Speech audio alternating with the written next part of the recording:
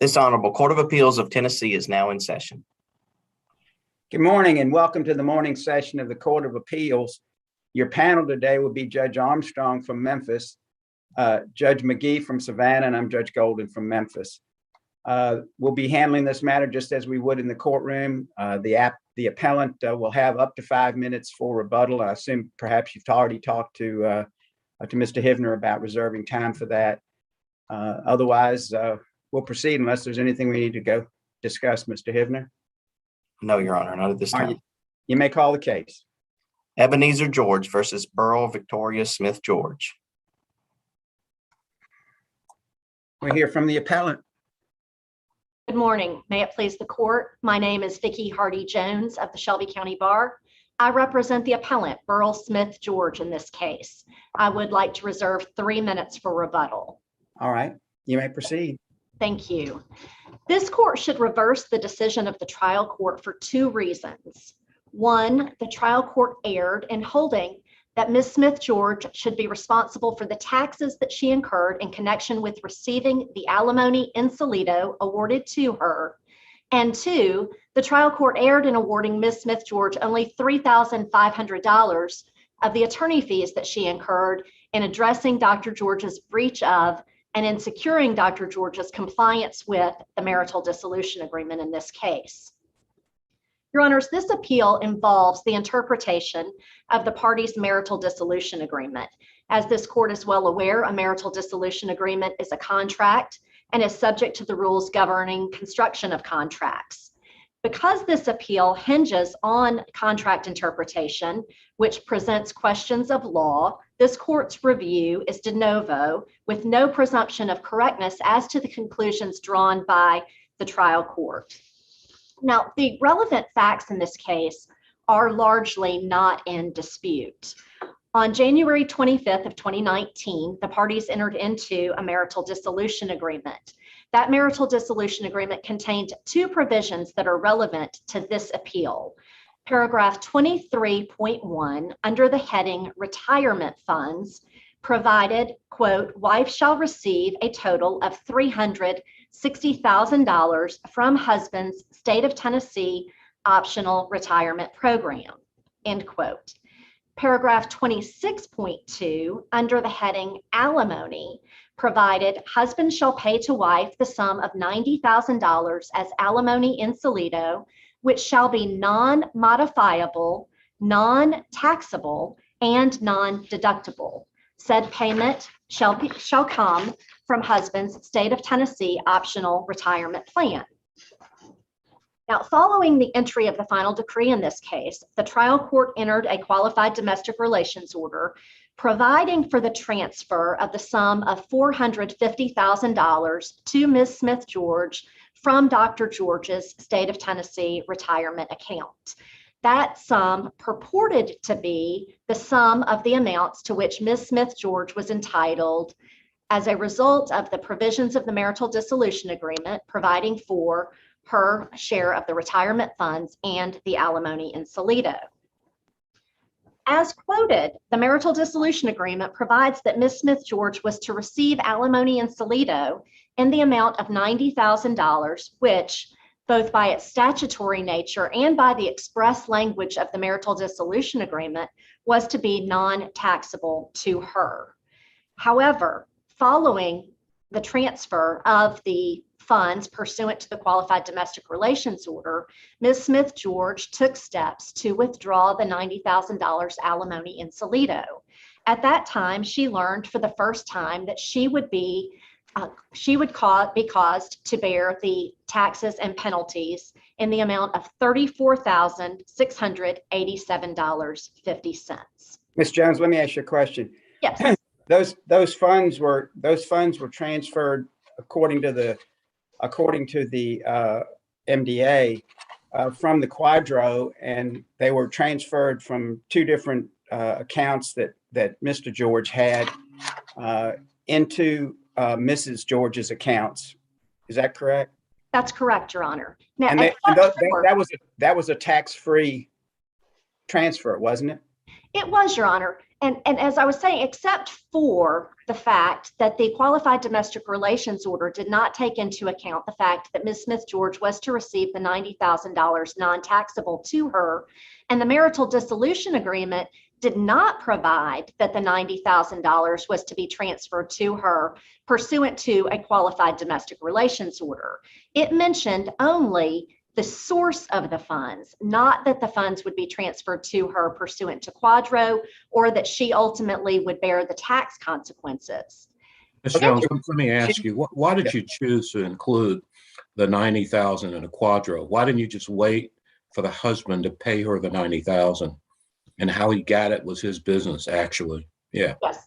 Your Honor, first of all, I did not represent Ms. Smith George at trial. I was not involved in the preparation of the marital dissolution or the qualified domestic relations order. So those were not actually my choices. But in terms of the decisions made by my client and her then counsel, there was no other source of funds from which Dr. George could pay the alimony in solido. The retirement funds were, in fact, the bulk of the assets available to the parties. So the provision that stated that the $90,000 alimony in solido was coming from the retirement plan was not intended to change the tax consequences of that transfer to Ms. Smith George, but simply to identify the source of funds that Dr. George would be using to pay that.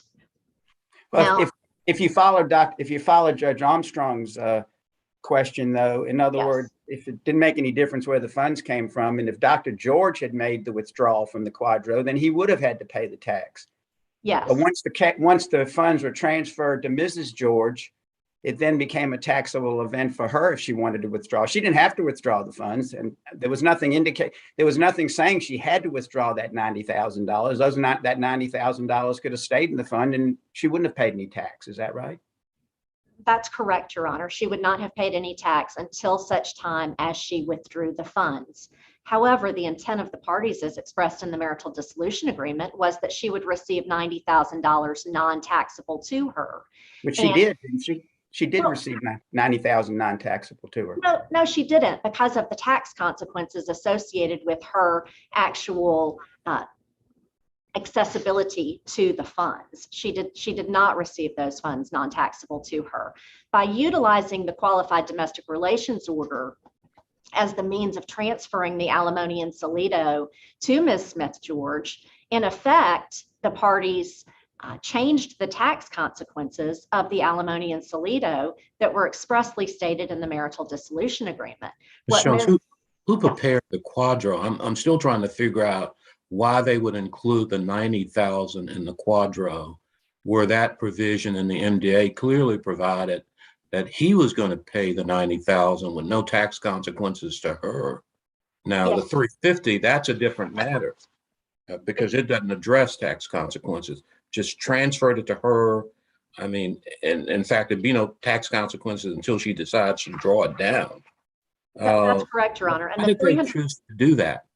Your Honor, it's my understanding that Susan Hinesley, one of Ms. Bowder's law partners, prepared the qualified domestic relations order. So Dr. George's counsel prepared the qualified domestic relations order. At the time of the trial and following the, at the time of the settlement and the entry of the qualified domestic relations order, Ms. Smith George was represented by Warren Campbell, and Mr. Campbell does not prepare qualified domestic relations orders. There wasn't any, I'm sorry, go ahead. Well, I was just going to ask Ms. Jones, you say Mr. Campbell does not prepare Quadros. However, he did approve this Quadro, did he not? He did, Your Honor. He did, as did my client. And I would note one thing about this qualified domestic relations order. Having seen hundreds of these, as I know that each of you has, more often than not, there is a provision in the qualified domestic relations order that will provide, following the transfer of the funds to the alternate payee, that the alternate payee thereafter will be treated as the distributee and will be responsible for any tax consequences in connection with the withdrawal. In this case, the qualified domestic relations order does not include that very common language. And I would suggest that it is because all parties involved knew that the marital dissolution agreement provided that Ms. Smith George was to receive these funds non-taxable to her. When you say these funds, are you talking about 90,000 or are you talking about 440? Your Honor, I am only talking about the $90,000 alimony Okay. in Toledo. To be clear, we have no dispute over the fact that at some point in the future, Ms. Smith George will withdraw the $350,000 that was transferred as her share of the retirement, that she will bear the tax consequences of that. She will not be coming back and asking that Dr. George be responsible for those tax consequences, because those were the transfer of retirement funds and property division, and the tax consequences of that were considered in the property division. But the $90,000 as alimony in Toledo was supposed to be an ascertainable amount as provided by both the marital dissolution agreement and the statute.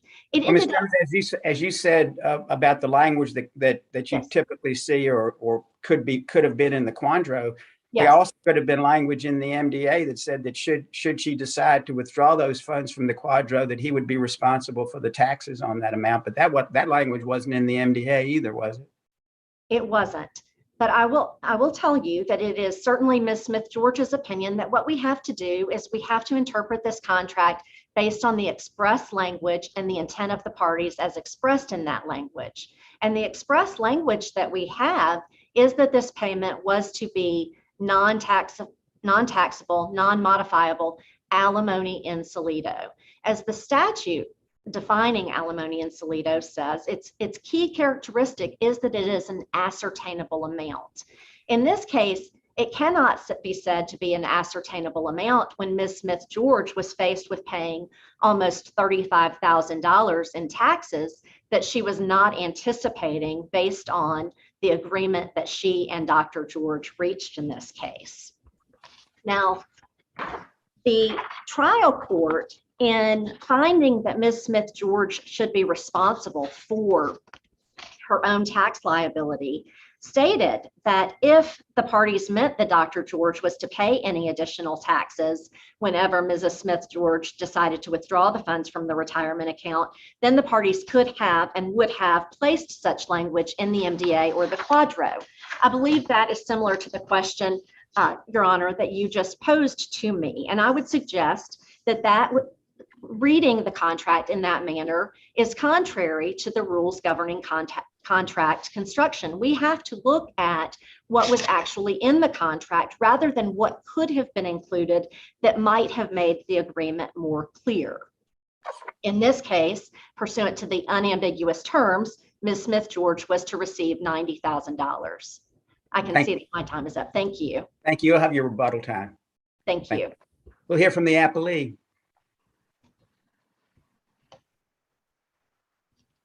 You must be muted. I apologize, Your Honors. Again, good morning, and may it please the court. My name is Tiffany Bowders of the Shelby County Bar, and I represent the appellee, Ebenezer George, in this case. For purposes of this argument, I will refer to Mr. George as husband and Ms. Smith George as wife.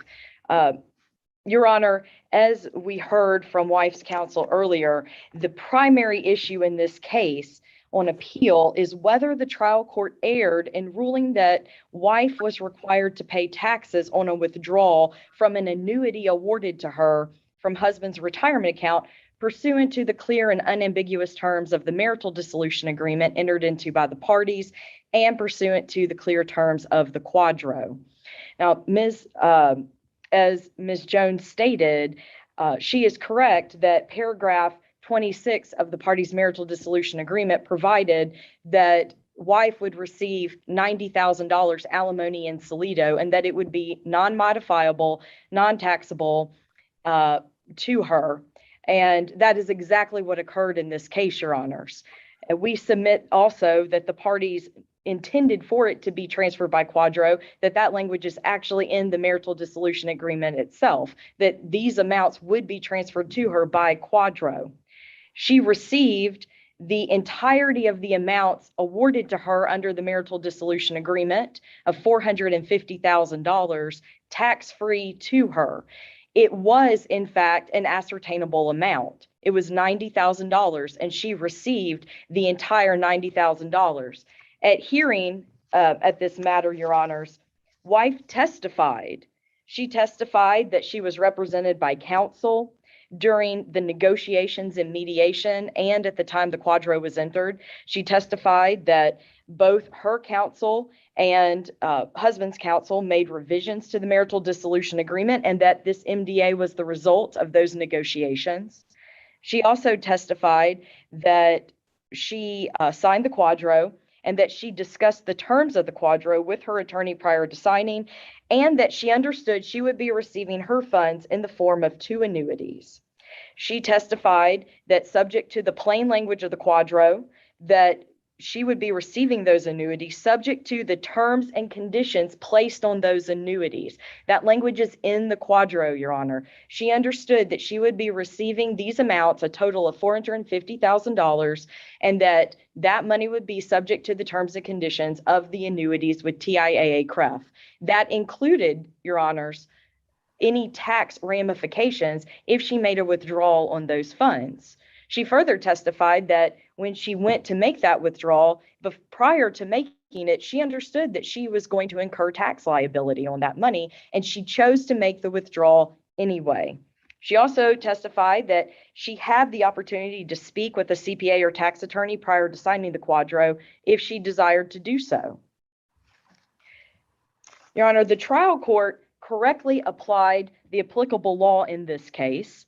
And the trial court held that both parties knew the source of the division of funds. The parties knew through the signing of the quadro that the parties had to abide by the terms of the quadro. If the parties meant that Dr. George was to pay any additional taxes whenever Mrs. George decided to withdraw funds from the retirement account, then the parties could have and would have placed such language in the MDA and or the quadro. Pursuant to the unambiguous terms of the quadro, wife is required to pay her own taxes and to transfer after the transfer of the stated amount was made in Mrs. George's name. Your Honor, we submit that this is exactly correct. The trial court, in making this ruling, correctly applied the applicable law of Macy v. Macy, a Court of Appeals case that is directly on point and instructive in this matter. In Macy, the husband and wife divorced and entered into a marital dissolution agreement, just like in this case. The MDA stated that husband would pay wife $115,000 as a division of marital property, and that the payment would be made from husband's retirement account via quadro. The parties signed the quadro transferring that amount to wife, and the quadro contained language setting out the terms by which wife would take those funds, just like in this case, Your Honor. That language in that quadro included the possibility of incurring taxes and penalties on withdrawal. Similarly, in this case, those terms and conditions, as stated in the quadro, included potential tax liabilities on making a withdrawal of the funds from that quadro. And wife knew that in this case and in the Macy case when making those withdrawals. In the Macy case, wife withdrew $115,000 but only received $90,000, and the rest was withheld from taxes. And the trial court ruled in Macy that the wife was entitled to receive $115,000 unreduced by taxes, but the Court of Appeals reversed. And the Court of Appeals rejected wife's argument in Macy that the MDA provided she was entitled to immediate access of $115,000 unreduced by taxes.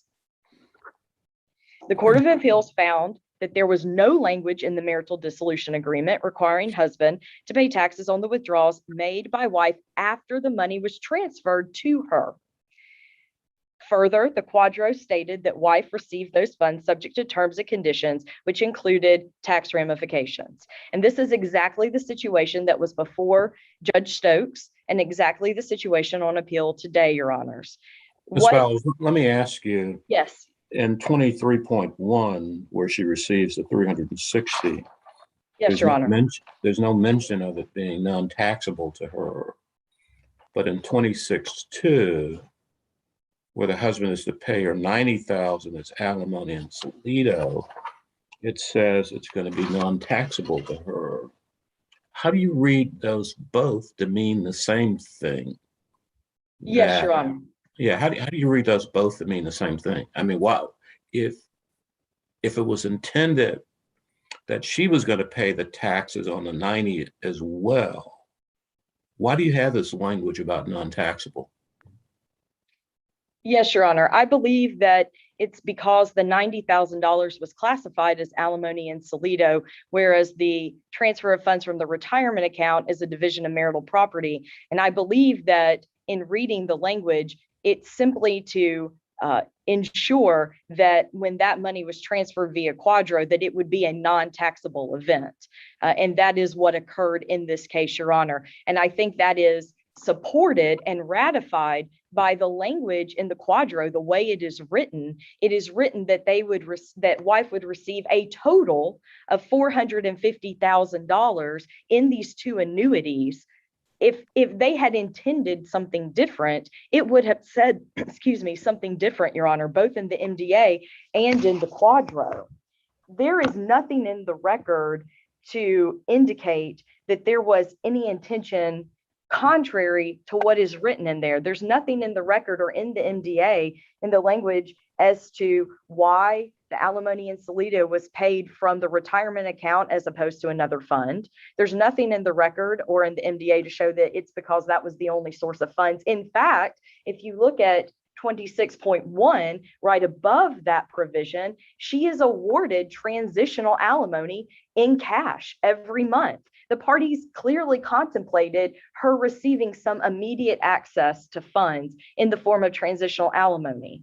Your Honor, I believe that further supports our position and the trial court's correct ruling that this alimony in solido was not intended to go to wife in an immediate lump sum $90,000 tax-free to her. Instead, she would receive a lump sum of $90,000 tax-free in the form of an annuity, which is again supported and ratified by the language of the Quadro, which was signed by counsel and both parties, Your Honor.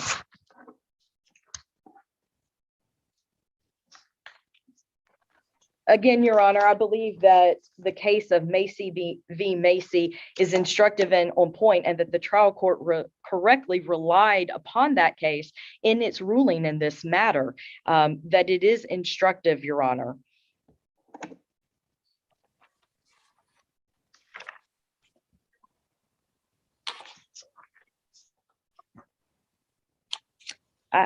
Unless there are any further questions of the court, that concludes my argument, Your Honor. Your Honors. Thank you. Ms. Jones, you have your rebuttal time. Thank you, Your Honors.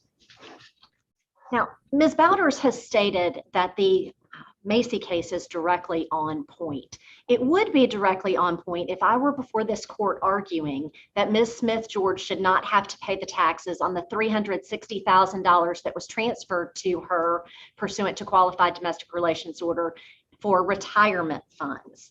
In this case, in Macy, the funds to be transferred from Mr. Macy to Ms. Macy were as a division of marital property. In this case, the funds were to be transferred. The funds that were transferred were alimony in solido, which was supposed to be non-taxable to Ms. Smith George. The effect of the transfer was that those funds were not taxable to her. Now, in Macy, the marital dissolution agreement was silent as to the tax consequences in connection with the transfer. In this case, the marital dissolution agreement was not silent as to the tax consequences of the alimony in solido. It was to be received by Ms. Smith George as non-taxable. Now, further, in Macy, the Quadro included the language that I mentioned earlier that we often see, that once transferred, then the alternate payee would be treated as the distributee and be responsible for the tax consequences associated with any withdrawal of those funds. So it is clear that that case is not directly on point, and that the agreement that was reached in this case is very different than that reached in Macy. Now here, what we have is a Quadro that in effect did not conform to the marital dissolution agreement in effect, and it in effect modified the marital dissolution agreement. For that reason, it should be held invalid. Now, Ms. Bowders mentioned repeatedly that Ms. Smith George was represented by counsel. In paragraph 15 of the marital dissolution agreement, there is a provision stating that neither party received tax advice from the attorneys representing them. So while Ms. Bowders has indicated that Ms. Smith George had an opportunity to answer those questions that she had, both counsel attempted to relieve themselves of any responsibility in connection with tax advice in this case.